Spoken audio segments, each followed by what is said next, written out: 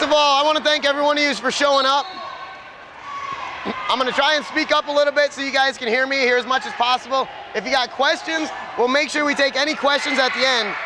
Before I get started, I want to introduce myself. My name is Jeremy Lottie. Everyone calls me Opie, and I'm the head coach of the men's team at the University of Wisconsin-Whitewater. This is Dan Price on my right. He's the head coach of the women's team at the University of Wisconsin-Whitewater. On my left is Brian Wofford. He's a player at the University of Wisconsin-Whitewater. Actually, all of them are UW-Whitewater. We have Sarah Binsfeld, who just recently made U25 women's team and also plays at Whitewater. Steve Biseks, one of our assistant coaches for the women's and men's team. And then Becca Murray, who's won a few gold medals playing for the U.S. women's team, is going for the U25 team. So we got some people helping us out demonstrating. Some of the stuff we want to talk about a little bit today is we're talking about individual skill development as well as offensive strategies. And some of the individual skills that we're going to talk about lead directly into some of the offensive strategies we're talking about. Some of the skills you're going to need to be successful in offense are some of that basic stuff that I'm sure all of you have worked on, but it's easy to take stuff for granted. You got to do what you can to get a little bit better. You guys, let's come in a little bit closer. I'm sure it's hard to hear. I didn't notice that. Yeah. I didn't notice. All right, as I was saying that, you know, there's some skills that you need to be successful on offense, and you need those skills to implement some offensive strategies.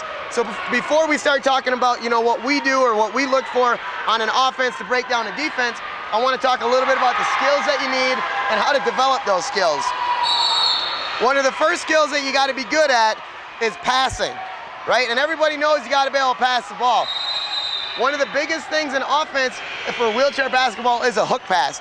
And you have to be able to hook pass with your outside hand. If Brian is defending me and I want to pass to Steve, I want to use my outside hand and hook pass over the top, all right? If Brian's defending me and I'm like this and I'm only comfortable using my right hand and I go to pass to Steve, then Brian's going to be able to block that pass. So you want to be able to use your right and left hand in a hook pass. A few teaching points when you're working on your hook pass. We talk about bringing your bicep to your ear. Okay, so when you follow through, when you're done, your bicep is going to touch your ear, and that's going to help you with your release point. So it's going to come up, release the ball, see how my bicep is in line with my ear. The other thing we talk to kids a little bit about in terms of fundamentals, if you want to watch your release point on the pass, what we see a lot is kids want to come here and release here over the top of their head where they're hanging onto the ball for a long time. The idea of a hook pass is to keep it away from the defense, so you want to release on the outside cylinder of your body. So if you watch my hook pass, I'm releasing out there, following through, and then my bicep comes to my ear. Does that make sense? Okay? You want to be able to do the same thing with your left hand as you can with your right hand. To work on passing, we have a very simple drill that we do in practice. We'll line up. Steve, you want to demonstrate for me? We'll line up across from each other, and we're going to pick a distance apart that both of us feel comfortable passing. And quite simply, I'm going to pick a target for Steve, and I'm going to try and hit that target. Steve's job as a person receiving the pass, he has to give me a target. All right, so Steve, give me a target. Steve's a big guy, so I want to throw it to his outside hand. When I'm passing, I want to remember, bicep to my ear, watch my release point, and then eyes on the target that I'm throwing to. What we see a lot for young kids is when you put that ball in the outside cylinder, you no longer look at your target, you want to look at the ball. So you got to be comfortable handling that basketball on the outside of your cylinder. So ball on the outside away from defender, eyes on the target, watch your release point, nice high arc, and then you got to be critical of where your pass lands. So that was a little bit behind to the target that I was throwing to, and then as we go and pass back and forth, we can be a little bit more critical. Now, I just showed you a right hand hook pass, which is my dominant hand. It's easy to pass with your dominant hand. I think everybody, that's the most skill. The hard thing is to be able to pass with your left hand as well. So after we throw for a few minutes of passing with our right hand, we're going to switch over to our left hand. Same thing, Steve's going to give me a target, ball on the outside. I don't want to look at the ball, I want to look at my target, follow through.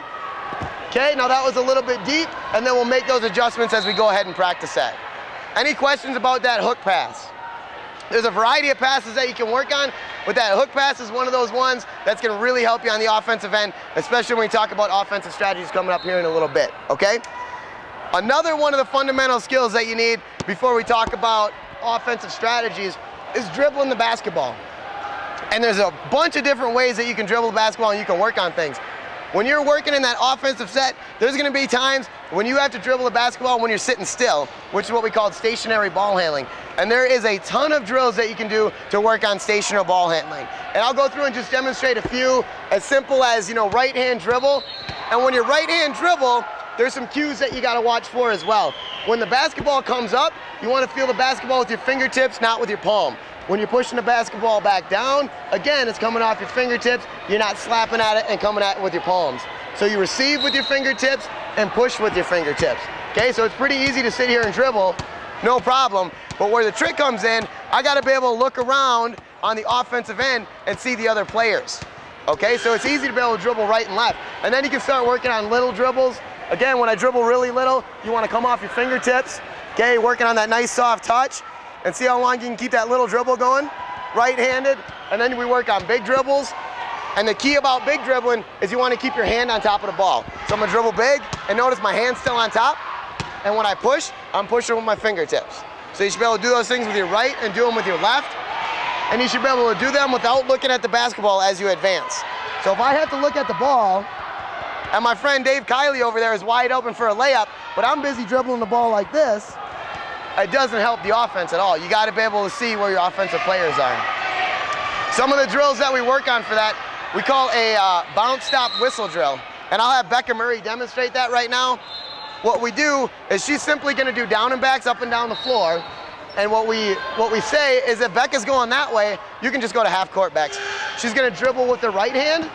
When she comes back, I want her dribbling with her left hand. Okay, and these are some drills that help us work on moving with the basketball. One of the things that we'll do as she continues to go, when I whistle, Becca has to bounce stop with whatever hand is right, all right? So as she comes back, she's gonna bounce stop. Now a few things I wanna teach you about the bounce stop. You know when Becca bounce stops, she's using her outside hand, okay? When she's going that way, she's gonna use that ball.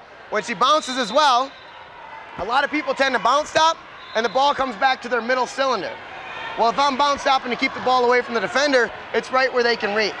So when you bounce stop, you want to make sure you're outside and you're catching outside.